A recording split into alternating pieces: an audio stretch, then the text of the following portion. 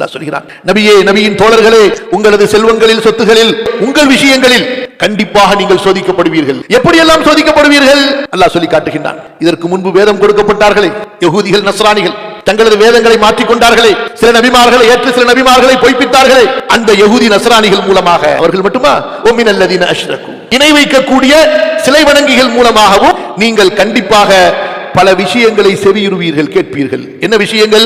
அதன் கசீரா, உங்களுக்கு சங்கடம் தரக்கூடிய, உங்களுக்கு இடையூறு தரக்கூடிய, உங்களுக்கு மனவேதனைகளை அளிக்கக்கூடிய சொற்களை, பேச்சுகளை, செய்திகளை கேட்டுக்கொண்டே இருப்பீர்கள். அல்லாஹ் அக்பர். சிந்திக்க வேண்டும். இன்று என்ன முஸ்லிம் நாடுகள், முஸ்லிம்கள், ஆனால் அவர்களுடைய இஸ்லாத்தினுடைய குர்ஆன் சுன்னாவுடைய கலாச்சாரத்தை அவர்கள் பின்பற்றுவது பழமைவாதமா, காட்டுமிராண்டித்தனமா, பிற்போக்குத்தனமா. எனவே அத்தனை இஸ்லாமிய நாடுகளில் இருந்தும், எத்தனை ஒரு நாட்டை விதிவிலக்கல்ல, அத்தனை இஸ்லாமிய நாடுகளில் இருந்தும் திருடக்கூடியவனுக்கு கைவெட்டுதல் என்ற சட்டம் எடுக்கப்பட்டு விட்டது. விபச்சாரம் செய்தவன் திருமணம் முடித்தவனாக இருந்தால் கல்லெறிந்து கொள்ள வேண்டும் என்ற சட்டம் எடுக்கப்பட்டு விட்டது. திருமணம் முடிக்காதவன் சினா செய்திருந்தால் 100 கசையடிகள் அடிக்க வேண்டுமே சட்டம் எடுக்கப்பட்டு விட்டது. பத்தினி பெண்ணை அவதூறு சொன்னால் 80 கசையடி அடிக்க வேண்டுமே எடுக்கப்பட்டு விட்டது சட்டம். இது போன்று எத்தனை ஹுதூதுகளுடைய சட்டங்கள். ஆயுதம் ஏந்தி கொள்ளையடித்தால் மாறுகை மாறுகால் வெட்டி கடுமரத்திலே ஏற்ற வேண்டும் குர்ஆன் சொல்லக்கூடிய சட்டம் முற்றிலுமாக எடுக்கப்பட்டு விட்டது.